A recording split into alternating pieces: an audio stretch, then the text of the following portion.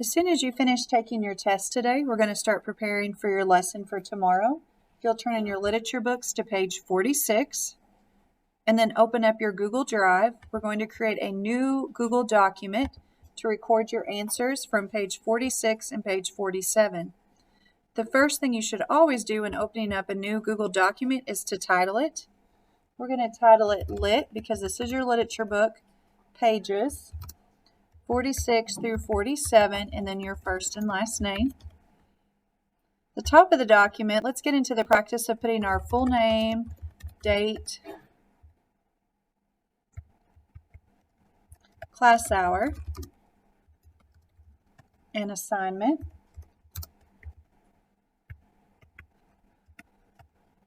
Okay, on page 46, it asks you, why are pets good companions?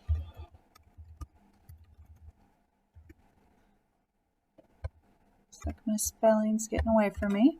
And then it wants you to list 5 reasons why you think pets are good companions. 2, 3, 4, 5. Okay, then over on page 47, text analysis. It's going to have us analyzing text for this setting. Setting is where the story takes place. This is the location and the time period in which it took place. To answer this one, we're going to have to create a table. So if you'll click on Insert at the top, and then we're going to choose Table. Our table is 2 boxes wide and 6 boxes down. So 2 by 6, and we'll type in our titles. Our first title is Scenery and Weather. So what is the scenery that's happening? Is this happening like in a Western movie? What is the weather like? Is it dry? Is it rainy? Is it cloudy out? The second question is asking you about what can you see? Are there buildings? What is the time period clothing that people are wearing? Sometimes that gives us clues to the setting. What is the culture that's happening around them? And the technology. If it were futuristic, we could have a lot of technology, maybe even technology that we haven't even heard about yet. That also helps us identify setting. The middle section is your reading skill. And the reading skill for this is identifying sequence and plot.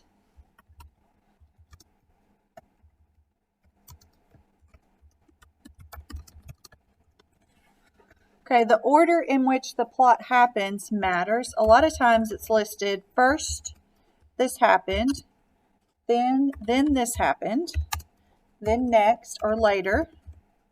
That kind of tells us the time order that something happens. You also could have things listed in the past. If things are listed in the past, sometimes this is referred to as flashbacks. This is where a character is remembering something that happened to them in the past. Next on page 47, or the last part, is vocabulary and context. You have 8 vocabulary words for this week, so let's insert in a table to help you study these. So we actually need 9 boxes, so we have 1 extra one for your heading. That one didn't work out right, so I'm going to delete it.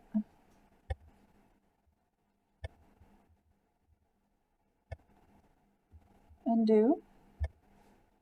Okay, insert table 2 by 9. Oh, I bet it's popping it onto the next page. So you have your vocab word and then your definition. Okay, your words are copious,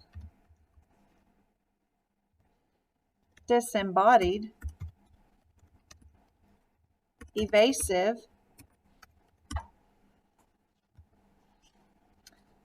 foray, foresighted, languish, posterity, and reproof. You'll want to define these terms from the definitions in the back of your textbook located in the green section. Back up here on text analysis on setting.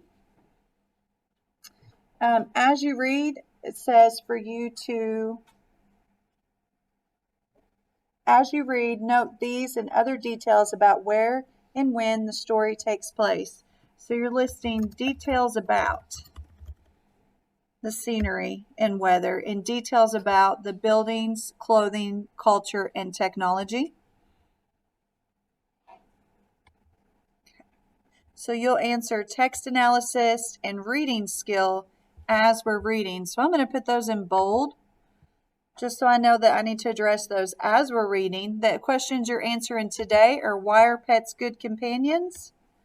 And the definitions for your vocabulary words.